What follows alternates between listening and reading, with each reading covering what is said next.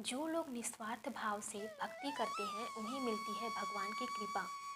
एक ग्वाला रोज गायों को चराने के लिए गांव से बाहर जंगल में जाया करता था। जंगल में एक संत का आश्रम था।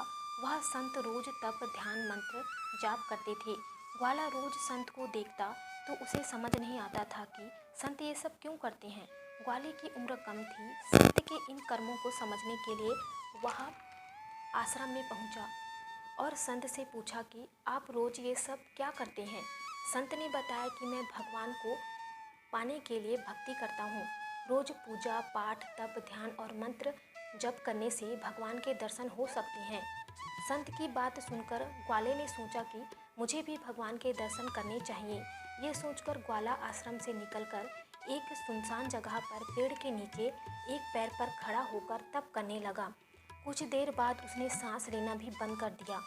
ग्वाले ने सोचा कि जब तक भगवान के दर्शन नहीं होंगे मैं ऐसा ही रहूँगा। छोटे से भक्त की इतनी कठिन तपस्या से भगवान बहुत ही जल्दी प्रसन्न हो गए। वे ग्वाले के सामने प्रकट हुए और बोले कि आंखें खोलो, मैं तुम्हारे सामने आ गया हूँ। ग्वाले ने आंखें खोले बिना ही पूछा कि आप कौन हैं। भगवान बोले कि मैं ईश्वर हूँ जिसके दर्शन के लिए तुम तप कर रहे हो। ये सुनकर ग्वाले ने आंखें खोली, लेकिन उसने ईश्वर को कभी देखा ही नहीं था। वह सोचने लगा कि क्या यही वो भगवान है। सच जानने के लिए उसने भगवान को एक पेड़ के साथ रस्सी से बांध दिया। भगवान भी भक्त के हाथों बंध गए। ग्वाला तुरंत दौड़कर उस संत के आश्रम में पहुंचा और पूरी बात बता दी। संत ये सब सुनकर हैरान थे।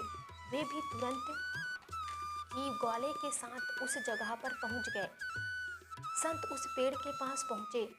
वहां कोई दिखाई नहीं दिया। भगवान सिर्फ ग्वाले को दिखाई दे रहे थे। संत ने बताया कि मुझे यहाँ कोई दिखाई नहीं दे रहा है।